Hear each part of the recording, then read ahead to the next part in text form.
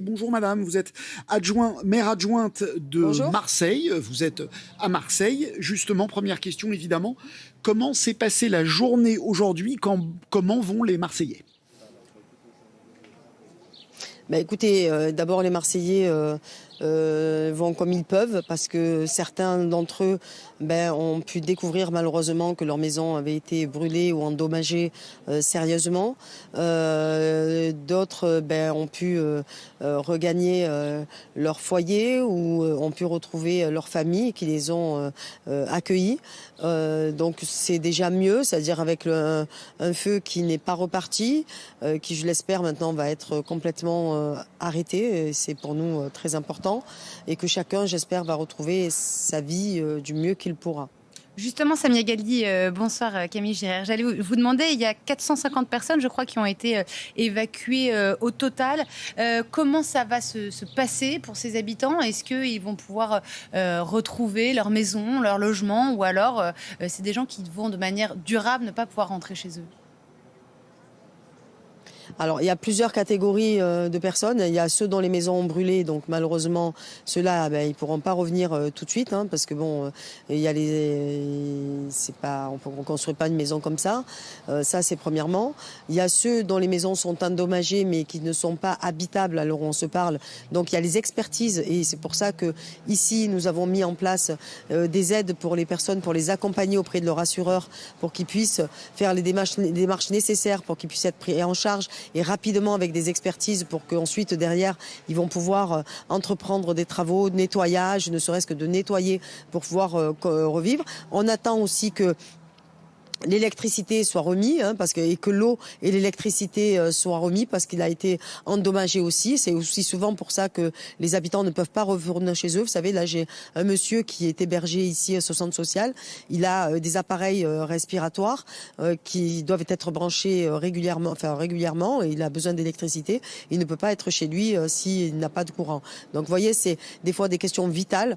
Voilà, donc il y a ceux-là et puis il y a ceux qui finalement ont pu regagner leur domicile parce qu'ils n'étaient plus dans la partie qui est la plus endommagée, où il n'y a plus de courant ou d'eau sur ces parcelles.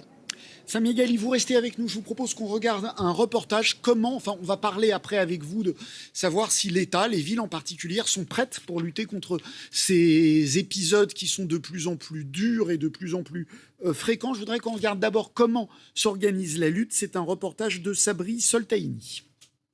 Un été sous haute surveillance. Alors que les premiers incendies se succèdent dans le sud du pays, comment s'organise la lutte contre les feux ? La sécurité civile dispose tout d'abord de moyens aériens. 8 avions Dash spécialisés dans l'attaque des feux naissants.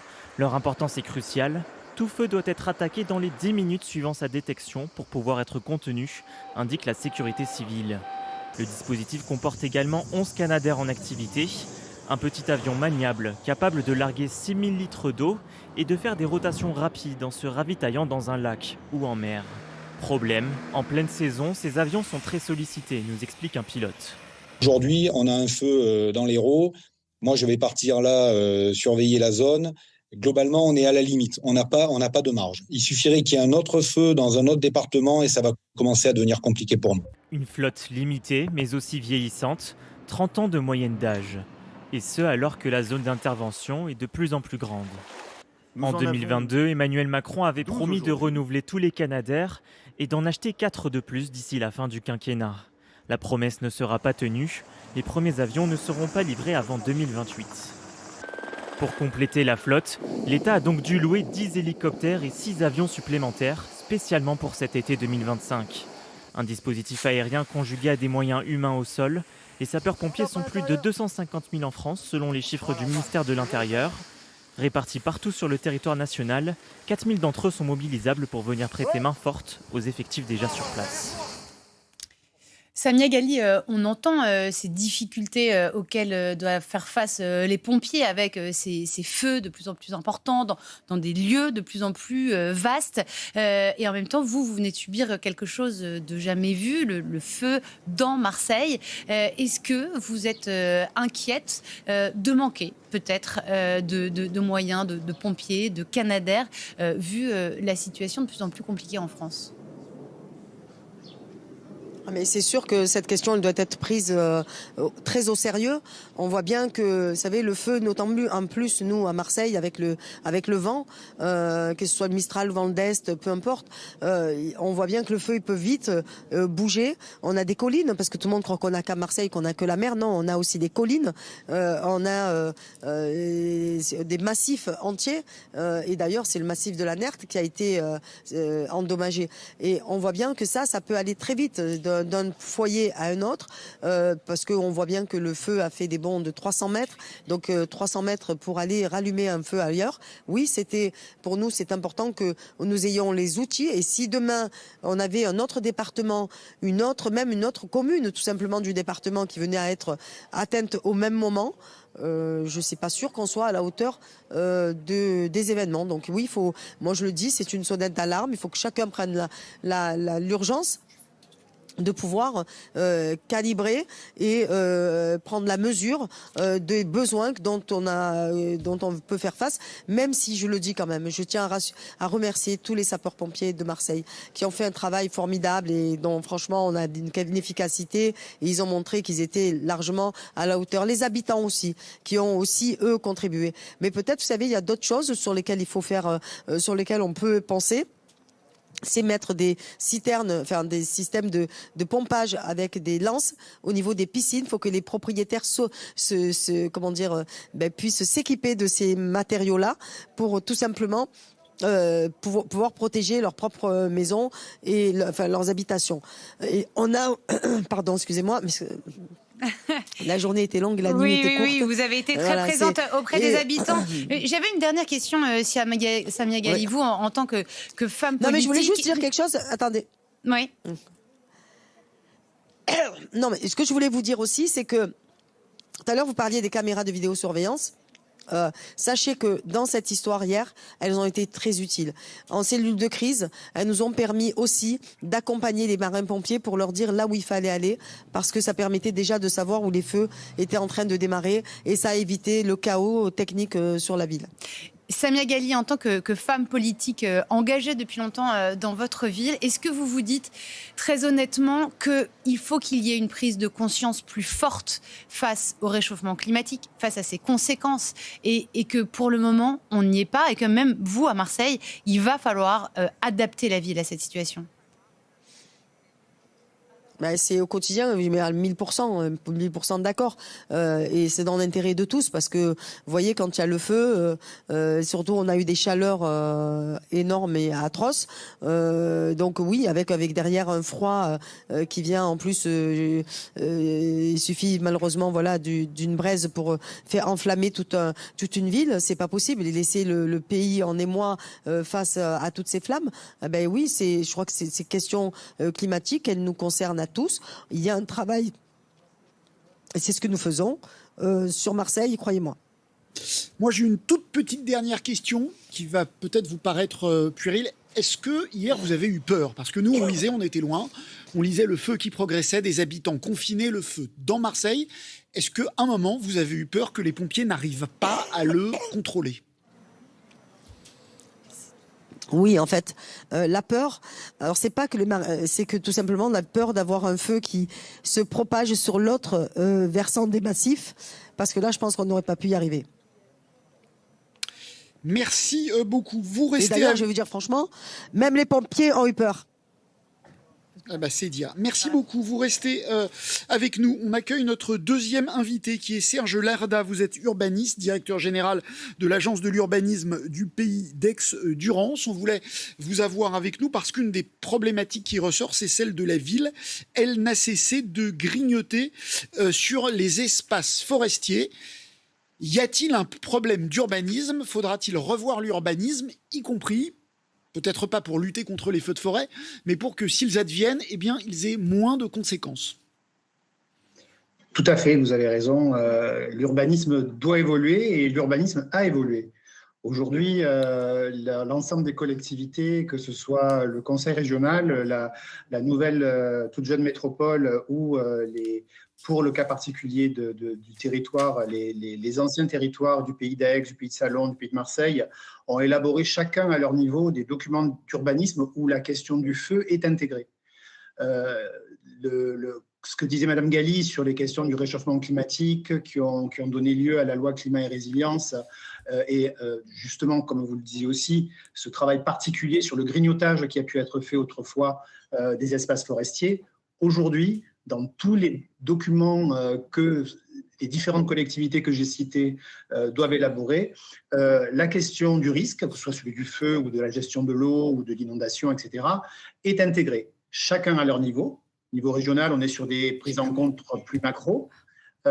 Et pour aller au plus fin, dans le cadre des PLUI, qui gèrent le droit de l'urbanisme, je dirais, à la parcelle, ces questions du feu sont intégrées, avec à la fois, Madame Galli l'a dit aussi, quand elle parlait de rendre autonome les citoyens sur l'extinction des feux par leur piscine. On demande aussi, avec les obligations légales de déboisement, avec inciter les propriétaires à construire avec des matériaux moins propices à l'incendie que ce qu'on a pu utiliser avant. Serge Larda, excusez-moi, en clair, ça veut dire qu'aujourd'hui, face à ces risques d'incendie, il y a des maisons qu'on n'a plus le droit de construire dans certains endroits. Le droit de l'urbanisme c'est renforcé, est devenu plus strict pour qu'on comprenne bien concrètement ce qui a changé. Alors, je finissais sur les constructions et aussi le choix des végétaux dans les haies, de moins utiliser des choses qui s'embrassent facilement, puisque là, on a quand même un fait que l'urbanisme n'aurait pas pu régler, cet incendie avec un véhicule qui prend feu. On aurait pu peut-être le contenir avec, comme je l'ai dit, des maisons qui brûlent moins vite et des végétaux aussi moins faciles à embraser. Mais là, on n'était pas sur... Là, il y a eu malheureusement un concours de circonstances. Le vent, des feux nombreux dans la région, la question des moyens. Mais oui, aujourd'hui, le droit de l'urbanisme peut... on a je vais citer un document qu'on a particulièrement travaillé à l'agence Pays d'Aix-Durance, c'est le PLUI du Pays d'Aix, puisqu'il se trouve que sur ce secteur-là, on est avec le plan Mirabeau en Pays d'Aix, mais le PLUI de Marseille, de Marseille-Provence Métropole a fait de même. On a des orientations d'aménagement qui contraignent, qui indiquent justement les précautions à prendre pour éviter le risque incendie. Merci beaucoup, on vous laisse parce que la liaison faiblit et bientôt vous ne serez plus audible. Je voudrais qu'on revienne sur l'origine des feux, sur la responsabilité de tout ça. Il y en a un qui souligne que c'est de la faute des humains, c'est le ministre de l'Intérieur, Bruno Retailleau. Samia Ghali, vous commenterez, si vous le voulez bien, ce que dit le ministre de l'Intérieur. On a une saisonnalité des départs qui sont très précoces, qui sont très intenses, parce que l'état de la végétation avec la sécheresse fait que le feu dévore très vite et ça lui donne une force, une rapidité. On a du vent et donc, encore une fois, on peut maîtriser tout cela. Ce n'est pas des phénomènes qui tombent du ciel. C'est 9 fois sur 10, 90% des départs qui sont dus à la négligence, qui sont dus en fait à l'action humaine. Donc si les uns et les autres ont des comportements civiques, alors on pourra éviter le pire. Sinon, on aura des catastrophes. Samia Ghali, vous nous direz ce que vous avez pensé de cette déclaration du ministre de l'Intérieur. Vous, elle vous a inspiré un commentaire, Camille? J'ai été surprise sur le moment quand je l'ai entendu, parce que 9 causes sur 10, c'est une cause humaine de départ de feu. On avait un pompier tout à l'heure qui nous le disait aussi. Mais dans ce choix-là, c'est très politique en fait, cette sortie, je trouve, de Bruno Retailleau, parce qu'il ne nous parle pas de réchauffement climatique.